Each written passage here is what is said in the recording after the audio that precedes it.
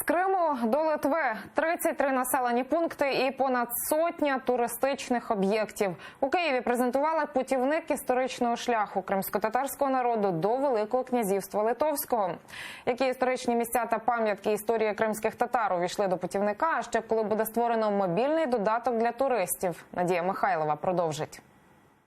Розкрити маловідомі сторінки історії кримськотатарського народу та пожвавити туристичний і культурний обмін. Саме таку мету ставили перед собою автори путівника. У ньому містяться цікаві факти про міста, якими пролягав шлях кримських татар до Великого князівства Литовського, рекомендовані для відвідування пам'ятки, визначні дати і події, пов'язані з місцем, і навіть карти. Авторка спільного українсько-литовського проєкту Беатріче Білявцев впевнена, в Україні потрібно докладати більше зусиль для розвитку культурних маршрутів. Мало об'єктів є в Україні, тобто пов'язаних з кримськими татарами залишилося, але воно є, і це спонукає археологічне дослідження і можливість дізнатися більше. Наприклад, в такому Очакові чи на Кімбурській косі існують об'єкти, пов'язані з кримськими татарами. Про них майже ніхто не знає. От саме історичне дослідження спонукає, що можливо там провести певну археологію і далі розвивати на тому туризм. Над розробкою культурно-історичного маршруту працювали українські та литовські науковці. До маршруту путівника увійшли території Криму, українського Подніпров'я, Білорусі, Польщі та Литви. За словами кандидата історичних наук Сергія Громенка, який вибудував кримську частину маршрута, розповіли навіть про місця, які нині можна собі лише уявити.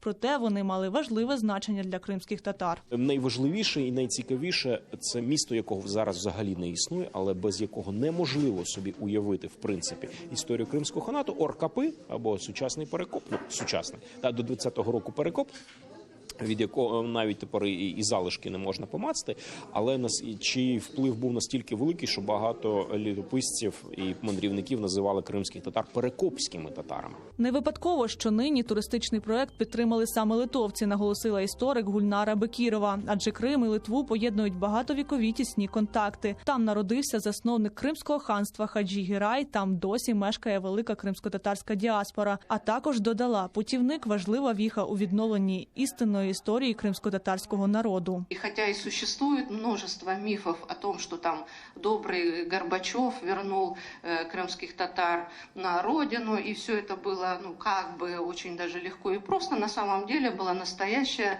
борьба, и вот в этой борьбе литовцы всегда помогали крымским татарам, так же, как сегодня и украинцам. Загалом маршрут проходить через 33 населених пункти та містить понад 100 об'єктів, рекомендованих до відвідування. Далі автори проєкту планують розширити історичні дослідження на інші країни, а також створити мобільний додаток для туристів, аби їхня подорож історичними місцями кримських татар була простішою.